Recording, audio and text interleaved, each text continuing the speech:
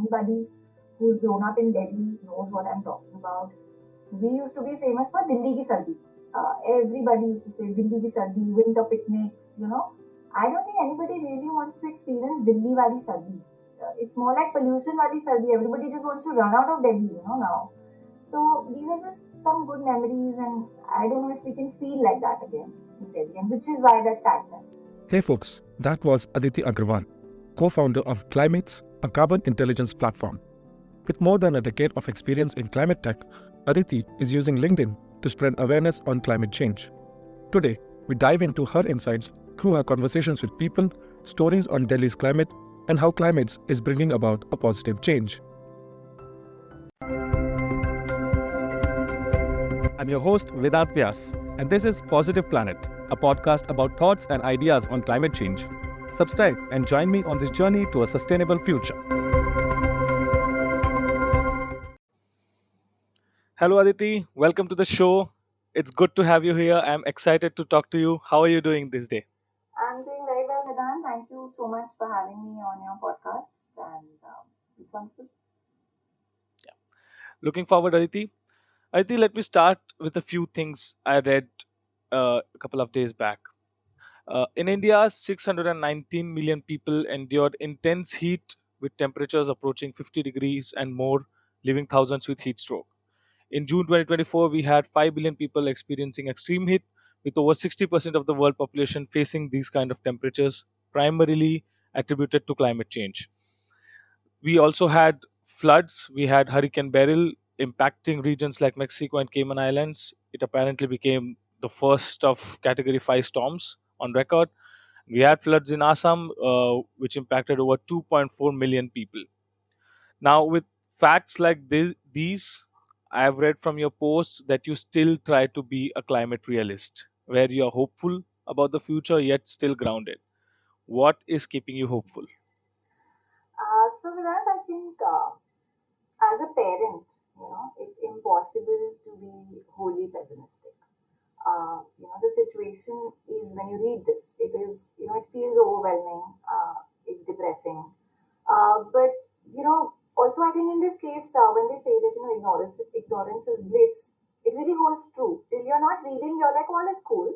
But when you start reading, yes, you can get overwhelmed and you can get depressed. So the more I read, the more I know, the more anxious I become. So it's not like that, I don't really have that anxiety. But again, as a parent, I think you kind of hold on to this optimism somewhere, because after all, this is the world that our kids will inherit, right? Um, we can't afford to view it like that it's a gone case. So yeah, a lot of my optimism comes from there. Uh, but my realism comes from being on ground when I'm working on solutions, and it's amazing that we have incredible solutions right now which are available. I mean, if you look at frameworks like Project Drawdown, so it shows that there are practical solutions that can be implemented today. You can reduce your food waste, you can have renewable energy, you can have efficiency in your energy, you can have regenerative agriculture, you can plant trees, mangroves. These aren't hypothetical, they really exist, and they are scalable. So to it's like to think that it's an asteroid that's coming to hit the earth. It's not really happening like that. There are things that are there that can help us change this situation. So my realism, yes, comes from there. But to think that someone else is going to do this for us, that I think is naive, and I would say even dangerous. Because we keep on hearing people saying government will do it, companies will do it. But what are governments and companies? They are people essentially making these decisions, right? So what keeps me hopeful is that knowing that these solutions, exist, they can work. It's not a lost cause. It comes from that knowledge that yes, people can do something about it. It's in their hands. So yes, we can change things. So which is why, yeah, that's why I write about what I write. It's not a gone case, and we can sort of change things around it. You make excellent points. In fact, the people are in fact what will keep us hopeful. So, but when you look at people itself, I feel, these are my opinions, of course, that there are generally three categories. One is the kind of people like you and other folks who are working on these solutions. Then there are two categories of folks with respect to climate. One are the uninformed ones who who will probably be like my mom. They do know a few things, but they don't know a lot of things. They don't know how to connect the dots. And the third category is the unmotivated ones. Now, the second category is still something that gives us hope, like, all right, there is scope. But the third category is what scares me. Because the third category is what gives the statements like, what will one paper cup do, or what will one plastic cup do?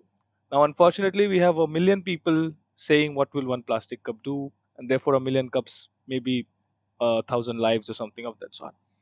But I still think that even with these people being unmotivated, these are intelligent folks who can actually bring about a difference. And I think you would be talking to them as well through some or the other means. So, what do you think should be done, to increase our hope from this category of people? So no, it is, it is in fact a big issue. I mean, climate change feels distant to most people. It's not really about the problem. It's not about the climate change problem. I think it's also about how we talk about it, right? I mean, I've done this. I've seen people being in a bubble, and I've done this. I've tried to pop their bubble and saying, oh, we're all going to die, or the Earth is heading towards this, and all of that. But I don't think this doomsday narrative is really doing any good. It's not going to do any good. It just like sort of transforms you into a person that people want to avoid. They don't want to listen to you. They don't want to like talk to you because they're like you're just talking rubbish. So that's why I started changing my communication strategy about climate change, and that's one of the reasons I always try to bring it closer to home. It's about making people understand that it's not someone else's problem; it's your problem too. I mean, if you look at it, people are already spending money. They just don't see it. I mean, motivated or unmotivated, you're already a part of it. You're just not able to see it. Right? You see things like tax money. They are going into things like disaster management, floods, fires, whatever climate change is causing, you're paying for it. Taking a small example, doctor visits have been going up. I mean, look at Delhi. We have a pollution season. It's a season. It's not like summer, winter. Now it's like, summer, winter, pollution season. Schools get shut. I mean, you look at pediatricians, they are overbooked around this time. So, where is it coming? Where is the money coming from? It's coming out of your own pocket, right? When you're taking your child or you're taking yourself to the doctor, you're paying for it. So, it's not something that's happening in the future. It's already there. And I think the motivation will happen only when it will start making sense for people. So it has to make sense. If your brain is telling you that it's not making sense, you're not going to connect to the cause, right? So for some people like us, maybe it's about Earth, it's about nature, our connection. We see ourselves as a part of nature, so we connect. For others, it could be about saving money. Some people are acting because it's necessary. They're seeing that, okay, this is harming me, this is harming my home. People who are like, let's say, stuck in floods and, things like that. For them, it becomes a necessity. But, for others, it could be trends or sustainabilities in fashion. I mean, honestly, I have reached a point where whatever gets people to care is a win. So for me, it's about whatever clicks. You're worried about money, I will talk to you about the hidden costs, about the savings. If you're like, more into trends, I'll talk about how others are doing it. So the point is that you start motivating people with whatever motivates them, use that as the starting point, and then you build from there. And then once you get more and more people talking about it, thinking about it, then awareness would also lead these people to read more, to learn more themselves. So I think, yeah, I mean, that's how I look at it whenever I'm talking about climate change to anybody. That's an interesting approach. In fact, it kind of aligns with one of your posts where you shared, that we need to be a little vocal for local when it comes to climate change, where you said that people will not align with the problem unless it's very much close to them. Uh, from my perspective, from where I'm seeing it, also the problem is till the time it comes to your doorstep, it might be too late to act on it. And again, like you said, we cannot have the doomsday narrative. So how do you balance that urge to I'll be honest here. I might get the urge sometimes to shout out at folks like, "Why the hell are you doing this thing?" And of course, with age, probably it will change. But since you have already reached that point where you still might be getting those urges, but are balancing it out some way. How do you balance that? What goes in your head? No, so, like I said, I mean, I meet people where they want to be met. I mean, to say that I don't shout at people or I don't get irritated. It's happened. uh, and sometimes it happens. Especially people who are like close to you, you sort of get more irritated and frustrated when they are not able to get what you're trying to say. But again, I think that doesn't help. Like you look at, I mean, how we used to hear about climate change in school. We used to say polar bears will get affected. Arctic ice will melt and the polar bears will get affected. So I think that thing is there still. I feel stuck in people's head that it is not affecting me, which is why, like when I'm talking to people, I try to draw some facts, something. Always like, did it hurt you this way? Maybe you didn't connect that dot, but okay, then you take them back to the story of how climate change has maybe sort of affected this, and then maybe they start thinking, oh yeah, yeah, what you're saying is right. And also I think I try to talk to, like, even my kids, when I talk to them, I try to talk very simply, no jargon, because the minute you start talking about jargon and all that, people again disconnect. So yeah, so like that vocal for local post that I did was more about making it their problem. Talk about how so like I also did a post where our farm got flooded, and it's as close to home as it could get for me. So, and it was something that made me think that okay, maybe I can talk to people. Like in Gurgaon, flooding happens every monsoon it happens. So when you talk to them, and they'll be like, the government is not doing anything about it. But then you start telling them that okay, this is why it happened. This is how the climate is changing. Did you like feel that 5 years back also this was happening? It's not like the desilting was happening at that time also. But why is it flooding now? Why do you have to wade through roads which turn into rivers? So things like that, I think very small things. If you can connect it back to the science, people start responding to it. So yeah. You, can you share a bit more on, like, you explain for Gurgaon monsoons? Hmm. What kind of responses have you received from people? Are people actually receptive to it and trying to change in some ways? Is that the stories that you have? Anything you can share? So some people do. Some people do care. It's not like, I mean, I wouldn't say, and again, there's no black or white. There's a whole lot of gray in this. And, most people start with that, yeah, there is a problem. Yes, heat waves are happening. Yes, floods are happening. But yeah, I mean, because the problem just feels so huge, they feel, what can I do? The government has to do something. Or, I mean, collectively, people have to do something. How can I just like do some small thing?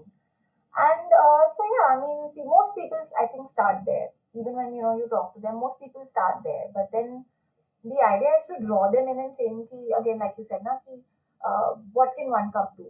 But then you start showing them that okay, this is again data, numbers. These things are very important when you're building a narrative. You can't just build a narrative and say I think or my opinion is this.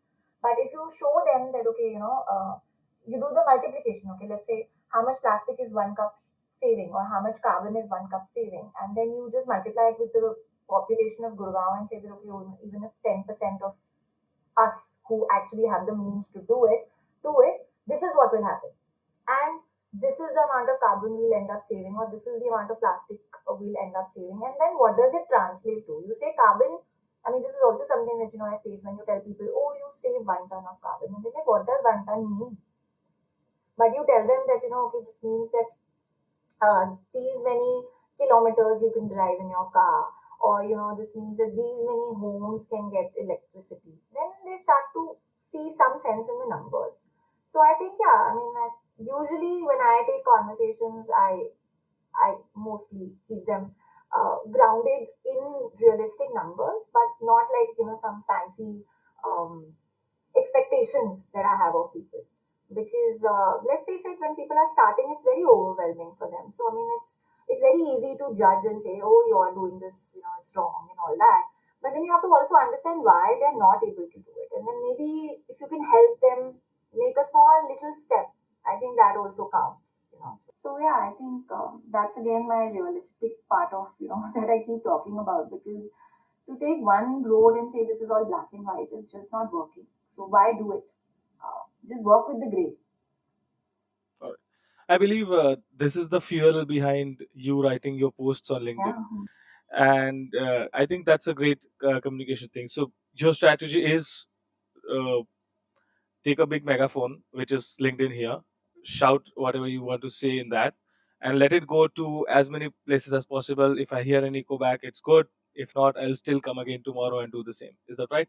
Yeah, so I mean, if you see my LinkedIn, I'm very new to it. This was not a platform that was something that I was using. Though I was having my own conversations, and I'm an English literature graduate, so writing is something that has always helped me structure my thoughts. And yeah, so I mean, I did start posting, and I think one of the posts took off, and I started to read these comments, though I will add that, sometimes LinkedIn does feel like an echo chamber. I think I mentioned that to you as well, Yeah. that sometimes you feel that, these people understand, which is why they're commenting also, they are like understanding, they're relating, they know what you're talking about. But my whole thing is that out of this, whatever 100 people who maybe engage with my post, if there's one person or two people who sort of were not thinking about it in this way, and they were able to connect that dot. I mean, I think that day I've won, what I wanted to Yeah. do. So yeah, that's what I think I do. And honestly, I don't know anything better at this point. So, that's why. All right. I want to talk on a specific post you wrote on LinkedIn itself. I think a very recent post where you said, uh, after conversation with your daughter, you heard the term solastalgia. I don't know if I'm pronouncing it right. With respect to Delhi, you felt that a lot, where you feel, for our viewers, it would be the feeling of nostalgia itself, but you don't actually feel warm. You feel on the other end, which is a little sad because of how things have changed. And if you Google solastalgia, you'll find this is primarily linked to climate change and environment related Yes. matters.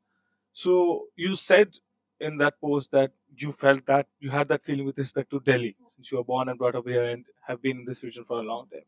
Can you share a specific story where an event of some kind where you felt this feeling so much? So I feel it all the time.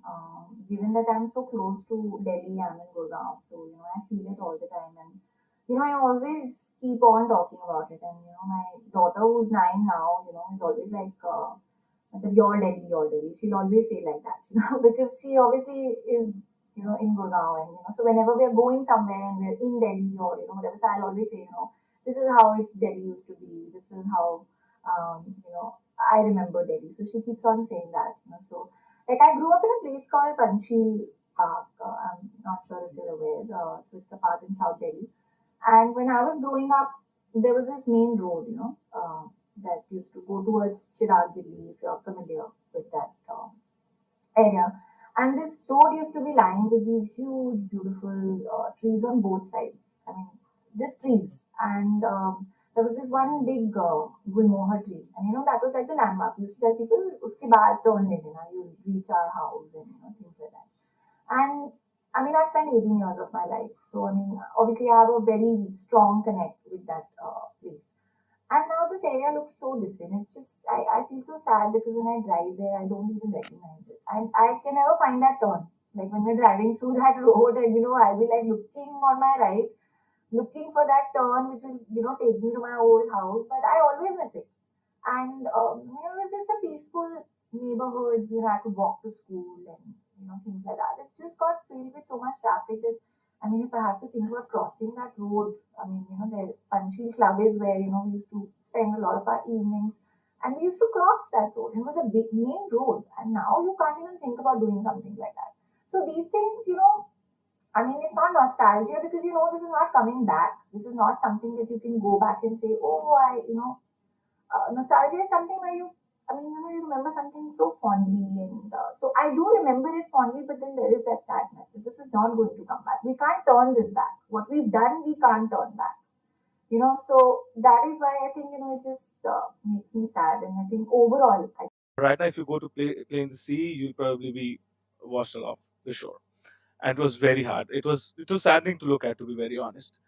And that's, I think, probably done by folks in that area seeing that many people are coming in, and that's what I don't like, going to these offbeat destinations, because they won't be offbeat for a long time. So coming back to your memory of Delhi and where you have seen these things happening, do you feel the kind of frustration we talked of just behind to people who you wish could do something, like authorities or something. Things did not have changed. There was no reason to change a few things, yet people have changed. What do you feel at that time? Absolutely, you feel frustration, but then again, Vedant, I think what are authorities? They are just people, and I mean, it's really about us. I mean, we can keep on pointing fingers. Um, I mean, as citizens, if we saw that a tree is getting cut, why don't we just go there and stand there? I mean, there have been movements like that, I mean, where people have Yeah. hugged the trees and refused to leave and things like that. And I'm not again being judgmental here. I mean, it's such a fast-paced life that by the time we realize that something like this is happening, it's already happened, right? But again, I mean, the fact that people in the power or who have the influence or have the authority to do it are able to do it because people like us are not doing anything about it, right? Yeah. So I think it's all connected. It's not just one person's fault. It's collectively happening. Again, not a fault really, but it's collectively just a thing that we've ended up in. Uh, Silence, hello, yeah, I mean, the fact that a lot of people don't care about it or a lot of people don't think it's affecting them, it's all just accumulating into this thing where uh, things like these keep happening. And then, yes, you look at things, you feel sad, and I'm not saying everybody can work on in this space, but I'm a big proponent of this, that whatever that you can do, whatever little thing that you can do, just talk about it also. I think that in itself is a very big contribution. Not everybody can have a job that can directly get them into working this space, but or they can start a business in this space, or they can contribute to an NGO which is working in this space. But I think because this space is so vast and it's so connected, whatever you're doing is touching the climate somehow or the other. As a person or as a professional, if you can make that decision that I will make my contribution, however small it might be, it just, I think, will do the trick. And I think my frustration really is with that, not more so with that, what is the government doing, or, and all that. I mean, it all starts at the grassroots level. And, I mean, there is a top down approach, but there is a bottom up approach also. Right? And I think what we need is a mix of both. We need those people in power and in influence. Forget the governments, look at celebrities, people, influencers, even brands who have such amazing following. I mean, you can influence for the good. You can talk about things for the good. I mean, I'll take an example, like the World Cup happened, and we were all so happy, and we won the World Cup. Yeah. Yeah. Uh, the team got stuck because of Hurricane Beryl. Uh, could we use that as an opportunity to talk about this, right? I mean, cricket has such an amazing following. I mean, one cricketer or anybody, who was in that sphere of influence with that power to just grab eyeballs. I think that's a wonderful opportunity. Just do it. I mean, whether it's going to have an immediate effect is not the goal. You've reached out to 1 million people, two people out of that have sort of had a change of heart. I think that's good. I mean, I did a post on Coldplay also. I mean, Coldplay is Yeah. coming. It's such a wonderful opportunity for media outlets to start talking about the sustainability aspect of people. See, what is going to happen is, let's say the concert is not as sustainable as the global concerts. A lot of it is going to be, oh, the authorities didn't manage it well. The events managers, didn't do a great job. But what about people? I mean, they do have a responsibility. Are you making them aware? I'm not saying it's going to come to them. They'll wake up morning in the morning and say, "Oh, I'm going to a Coldplay concert. I have to be sustainable." No, it's not going to happen like that. There's a lot of effort, a lot of communication that needs to get into building this narrative. So why lose such opportunities? Huh? Just let's grab onto whatever opportunity we are getting to, talk about it.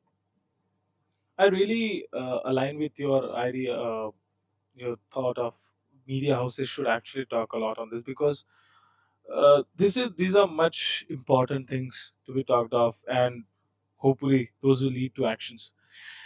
Talking of actions, small actions, of course, you take with your posts, with the little bubbles you form from that. But you've also taken big steps, and I want to talk about the big step that you have currently taking, and that is your venture called Climates. So, firstly, how was the idea of Climates born? Uh, well, for me, it's been pretty seamless. My co-founder at Climates is actually my husband, and we've been building things together for years. We started out in the sustainability space about a decade ago. We started working in water and sanitation. And honestly, the idea of climates really came from that work. It actually began, with a client in 2018 or 2019. They were going for a green building rating, and they asked us to figure out the carbon footprint of the sewage treatment plant that we had set up for them, and how we were able to save emissions for them vis-a-vis a conventional sewage treatment plant. And that's when I realized that there's a real need for this kind of thing. So at Climates, we don't work with just the big companies. I mean, of course, big companies are something that we want to work with, but not just them. We want to help all kinds of businesses, especially now with the ESG reporting, which is becoming a thing. Everybody's asking for it. But just reporting for the sake of reporting, I feel is not enough. We want companies to truly understand their data, and make it a part of how they operate, how they make daily decisions. So at Climates, when we were building, we were like, it's not just a tool where you enter numbers, you get a result. Right? We are there to really support companies through this journey because it's a journey and they're just starting out. It's a transition. So there's a lot of consulting which goes, a lot of hand holding, really making them one on one with their own data, build confidence around this data so they can start taking steps to actually reduce their emissions. And it's a win-win. It's not just for the planet or it's a win-win for the companies as well. It's like cost savings. You're building stronger brands. So all in all, yeah, that's what we do at Climates. It's a great idea. In fact, like they say, if you can't measure it, you can't actually change it. That's a thing. Uh, what kind of perspectives are you seeing from whatever level of organizations you've seen? Is it like big organizations are currently not in the, everyone actually blames the big organizations, like, they should do this, they should do this, and all that. But like you said, it's not about judging, understanding their perspective as well. So, with whatever organizations you have worked, what have you seen in general? So it really varies depending on the company. And just adding to what you just said, the bigger companies, like I say, it all filters down. It's all connected. The bigger companies are also what is their value chain? Their value chain is made up of these small, small, small, small suppliers, small, Yeah, yeah. small, small, small companies. So we can't just say the bigger companies have to do something. Everybody has a part to play. And also, the perspectives that you asked, I think, some of these companies are just starting out. So they're still in the awareness phase. They know they need to do something. I think that much understanding has started to filter in, and they know they need to do something, but they're not quite sure about when and what.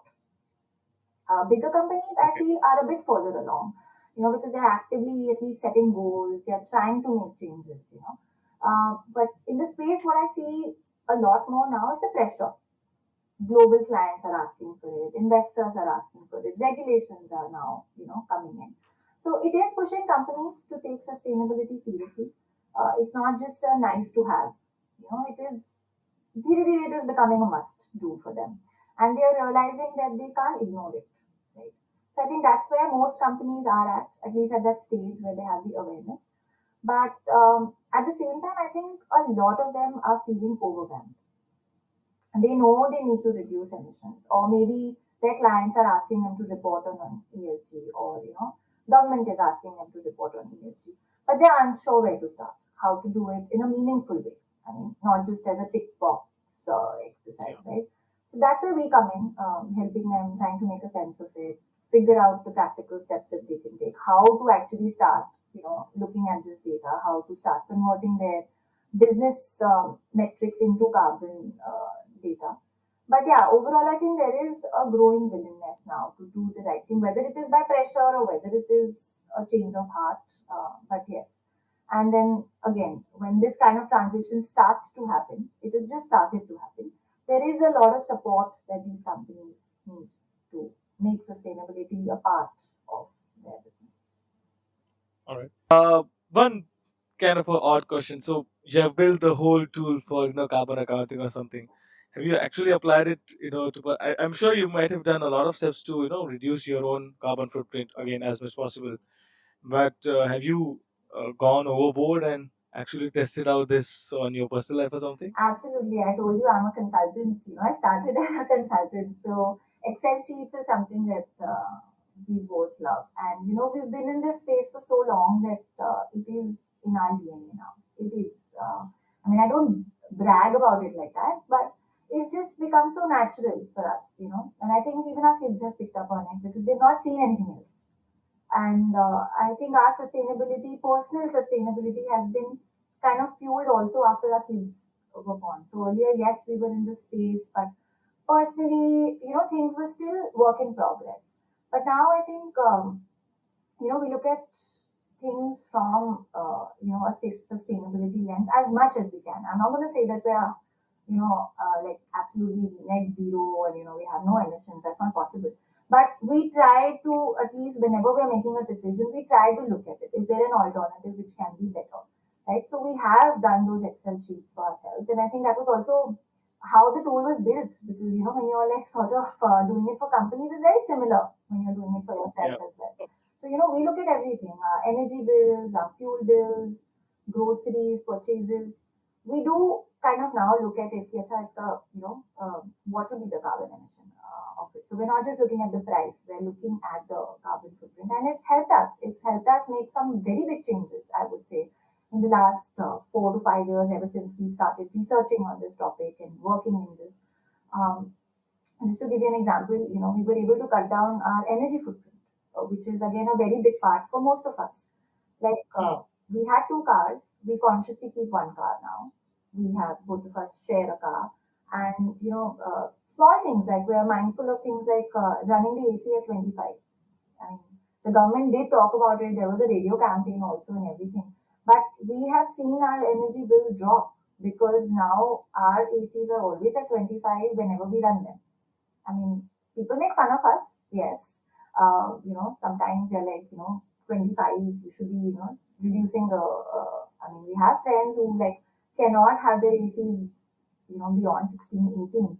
But now, it's just become normal for us. 25 is normal AC temperature for us. It's good for our bodies, and good for our skin, and also good for our energy bills.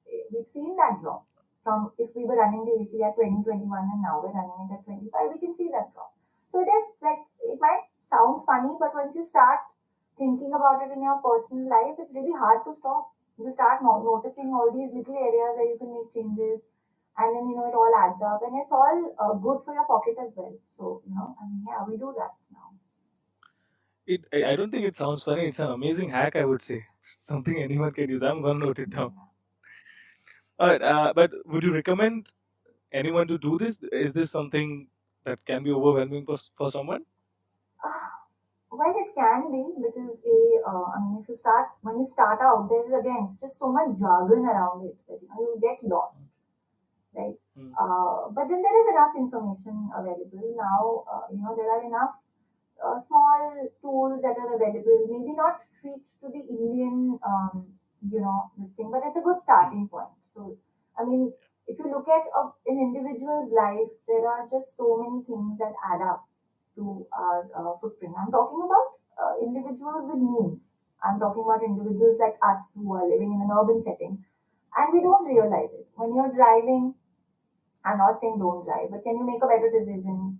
Can you maybe carpool, or sort of maybe? Not Public everybody transport. has the luxury, but like we had the luxury. We were on rent, so when we were looking for our, after COVID, when we were looking for our next place to rent, we could connect, because we knew the data. We could connect that, maybe we can take something closer to our kids' school, sort of, because we are also in hybrid mode. So that kind of really cut down our, travel, daily commute footprint. So not everybody has that luxury, but there are so many things that you can do, like food waste. People don't think about it. food waste, a lot of people don't think about it. And a lot of the times you're like clearing out your fridge and doing things. But the minute you're like sort of putting in a carbon lens or a climate lens to it, it just, I mean, it physically hurts to sort of, throw something now. So, I mean, can you like, so like now when I'm at least doing my grocery shopping, I'm very calculative about what I need, how much I need, can I plan it better? It becomes, once you start doing these things, it becomes your nature. And it's not very hard work. And I always tell people, don't start with everything at once. You will never get anywhere.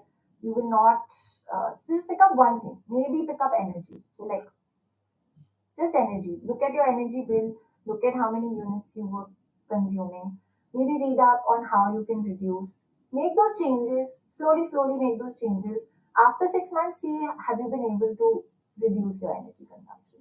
Then maybe take something else. It's like, taking small projects. You say, I will do everything in one go, it's not going to happen. It's taken, I mean, we are still work in progress as a family. There are so many things that we are still looking at. Okay, अब ये कर लिया है, can we do this? And it takes time. It's not easy. It's not easy. I will never say that it's easy. It takes a lot of mind space also initially when you Mm. are gathering information. But once you do that, it becomes easy. All right, that was a wonderful conversation. And with that, Aditi, I would like to switch over to what I now call the climate rapid fire. Okay. It's an adaptation of rapid fires you might have heard on other shows, but focused on climate change. Similar to that, I'll be putting some questions in front of you. I'll need quick answers, rapid answers from you, short ones, of I'll course. try to be So, accurate. all right, are you ready? Yeah. Should we start? Yeah. Okay. Aditi, in your daily life, a sight or a visual that angers you or troubles you the most when it comes to climate change? I think littering, when people litter, I get very, because this is something that we can all change. Next question. A book, article, or a video, anything of this sort that you think is a must watch for anyone to understand climate change? So there's a documentary. I'm forgetting the name, exact name, but there's a documentary on Netflix, and that is something that I have shown to my kids as well. It's about those nine planetary boundaries and how we're breaching them. So I think when you're starting out, to even understand what those boundaries are and how we're, you know, um, kind of contributing in crossing them, I think that's a good start. And it's there on Netflix. And All right. yeah, Okay. One brand who you think is doing great work towards the climate change cause? well, there are many actually. I mean, Bees is one of them. I mean, I kind of really like their work. Then there are a lot of these alternative material companies that have Hmm. come in. I mean, this is in India, but I think globally, I think Patagonia does a great job. All right. On the other side now, might be controversial, a brand or a company who you think has much more potential to do for climate I change. think most startups in India, most e-commerce companies in India, Hmm. most FMCG companies in India, I mean, they have the widest reach and also the widest, I wouldn't say widest, but a big impact, right? Okay. Uh, let's think of this. Your favorite place of travel, anyone.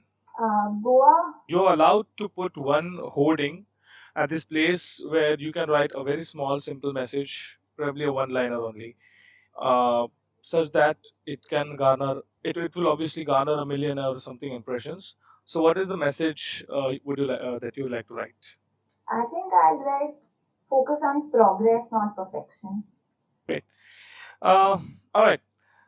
You have a superpower to listen to one of the nature's ecosystems. This can be forests, oceans, lakes, mountains, what have you. Whose problem would you like to listen to? Oceans. They, I would like to say to everybody's problem, but if I have to choose one, I think I'm also quite vocal about it. Sea is something that I don't know. I think it's a divine connect that I have with Okay. the ocean. So yes, I And would the like to listen to their problems. and the problem would be about. Mostly, I think plastic pollution, how, yeah.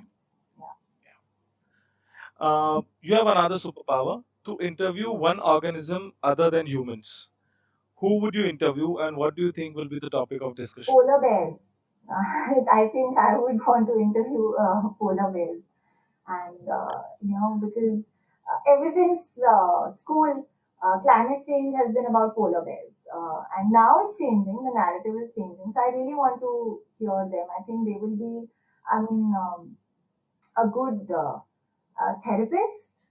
I mean, when you want to talk about climate anxiety, also, I think they would be a good therapist because they've seen it all. I think they. Okay, So I think, yeah. that's what you'll talk about with them.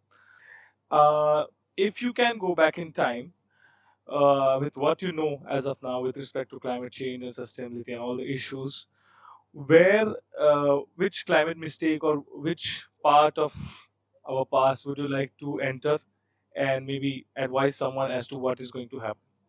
So not very far away, actually. I mean, if you think about it, I mean, at least my childhood, I think sustainability was baked into our worlds by design.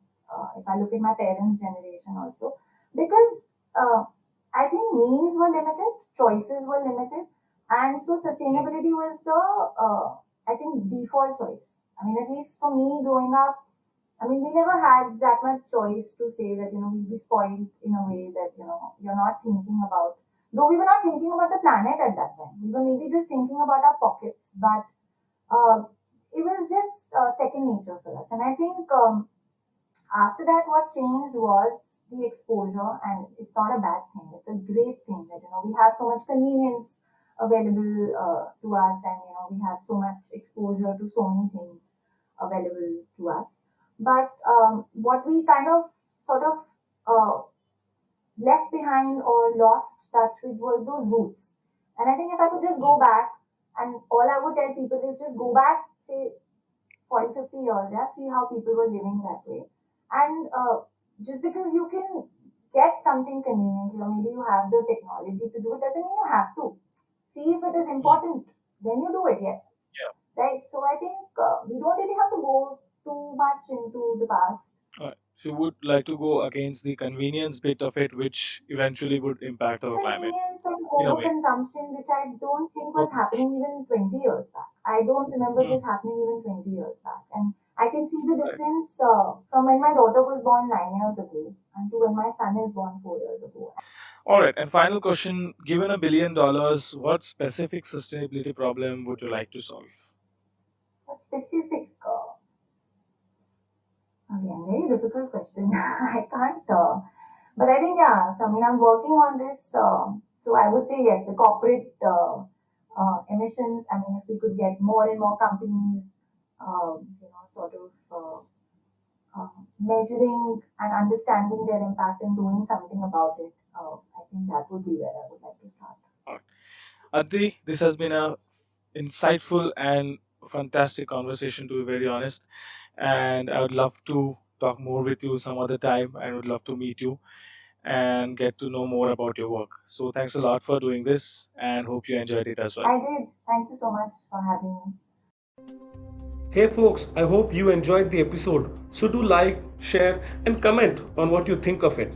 I'll be talking with many such amazing people who are saving our beautiful planet. So don't forget to subscribe. I'll see you soon.